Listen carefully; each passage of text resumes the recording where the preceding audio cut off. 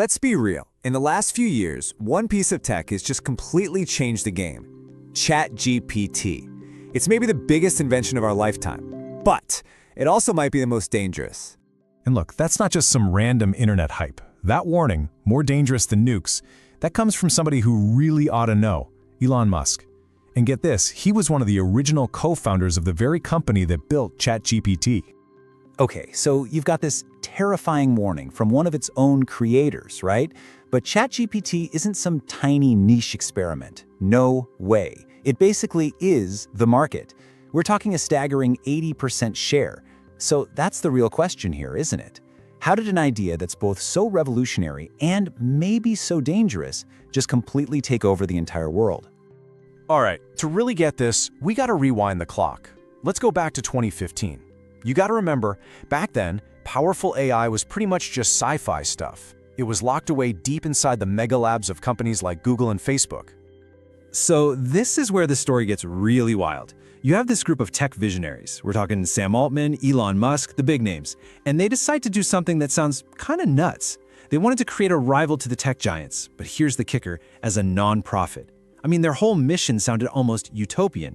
Build AI for the good of all humanity, not to make shareholders rich. And they didn't just talk the talk, they backed it up with a $1 billion pledge. So in those early years, it was all about teaching the AI how to learn. They had it mastering super complex video games like GTA 5, and they were even giving away tools to help other people build AI faster. And then, in 2018, we got the first real SPART, GPT-1. Now, it sounds almost laughably simple today. All it could do was predict the next word in a sentence. But that one little skill, that was the seed for everything that would come next. But you know how it goes. Just when things were really picking up steam, just as they were building towards something huge, a massive crisis hit. And it nearly blew the whole project apart. So what happened? Well, in February 2018, Elon Musk just walked away. Now, the official story was pretty straightforward, a conflict of interest with his AI work over at Tesla. But behind the scenes, the rumors were way more dramatic. The story goes that Musk basically wanted to take over, merge OpenAI with Tesla, but the other founders, they weren't having it. They refused to give up control, and that conflict just shattered the original team. And his exit left this huge gaping hole. Remember that billion-dollar pledge that got all the headlines? Yeah, turns out Musk had only put in about $45 million. All of a sudden, this utopian nonprofit was staring bankruptcy right in the face. So facing total collapse, they had to get creative. They had to invent a way out. And what they came up with, honestly, it changed everything. They created this brand new type of company, a capped profit model. It was absolutely brilliant. Here's how it worked. Investors could now make money, but, and this is the key part, only up to a certain limit. So this let OpenAI raise the cash it desperately needed, while still being able to say, hey, our core mission is still helping humanity, not just making endless profits. And wow, did it work. This new model attracted a real titan.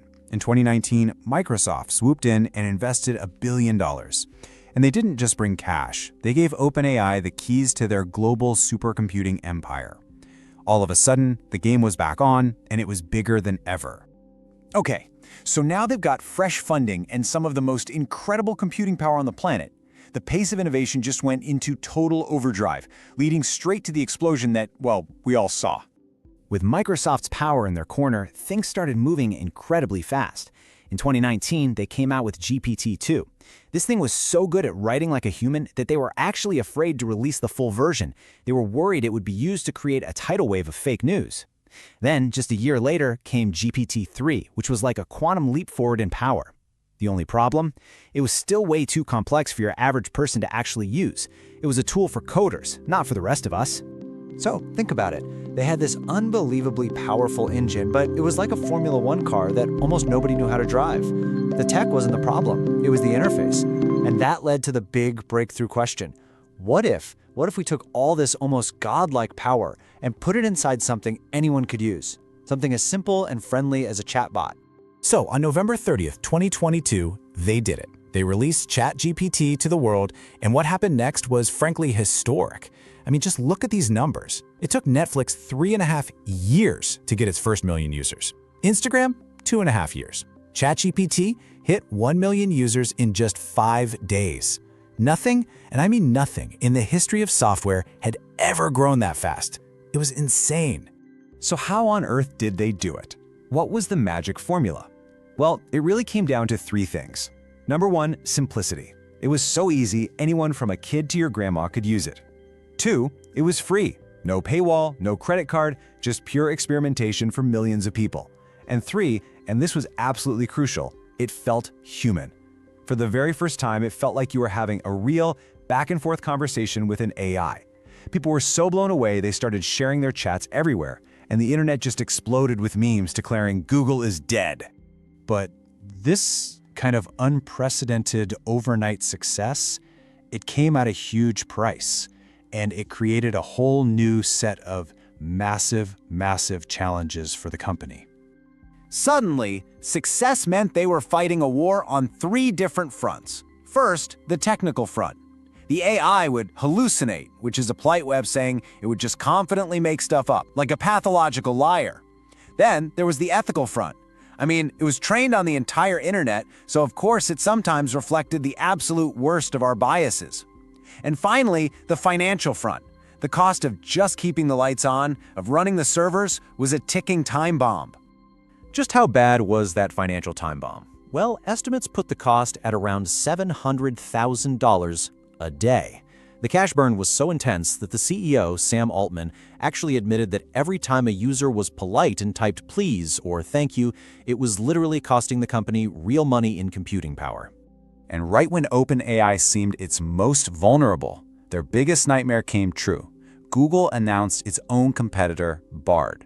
This was supposed to be the killer, the final blow. But then, something absolutely unbelievable happened.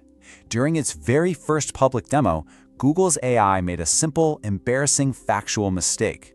The blunder completely torpedoed Google's credibility, and in a moment of beautiful irony, it actually sent more users flocking over to ChatGPT.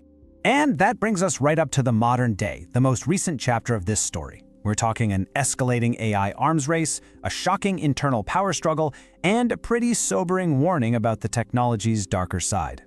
The chaos really hit a peak in November 2023. In a move that absolutely nobody saw coming, the board fired CEO Sam Altman over a video call. But then the company's own employees basically staged a full-on rebellion, threatening to walk out en masse.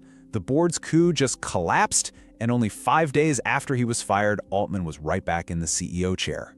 Now, you'd think that kind of chaos, on top of a whole wave of new competitors from Elon Musk and Google, would have crippled them, right? But what's truly incredible is that ChatGPT's dominance has barely even budged. It still commands over 80% of the entire market. It's just untouchable. But behind all the market share and the success, there's a deeply, deeply troubling reality. What you're seeing here is from a real chat log. It came out after a 16-year-old tragically took his own life. He showed the AI a rope and asked it, "Will this work?" And the AI replied, "Yes. Shall I help you make it stronger?" It's a truly chilling reminder of the devastating consequences when this technology goes wrong. And that really leaves us with the fundamental question of our time, doesn't it? We've seen the incredible dream that started all this, and we've seen the profound danger. So as this AI gets exponentially more powerful by the day, is it building a better world or a more dangerous one? The race is on, and whether we like it or not,